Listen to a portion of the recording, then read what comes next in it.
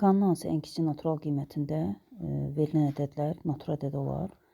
Deməli, K-nın kvadratı 16-ya, 18-ə və 24-ə tam bölünməlidirsə, bizə lazım olan ədəd əkob 16, 18 və 24 olmalıdır. Həm 16-ya, həm 18-ə, həm 24-ə bölünən ən kiçik ədəd tapsaq, bunun üçün 16-nın sadə vurğularını ayıraq. 2 vurulsun 2, vur 2, vur 2. 18 sadə vurğularını ayıraq. 2 vurulsun 9, yəni 3 vur 3. Və 24'ü sadə vurğularına ayırsak 2 vur 2 vur 2 vur 3'dür. Burada əkobot tapmaq üçün hər bir sadə vurğudan və ən çox sayda olanı seçməliyik. Yəni burada 2 üstü 4 var. Götürək. 3-dən də 2 dənəsi buradadır. Burada bir dənə 3 var. Deməli 3-ün kvadratını götürə bilərik. 2 üstü 4 16 eləyir. 16-nın da 3-ün kvadratına, yəni 9'a vururuq. Bu da eləyir 144.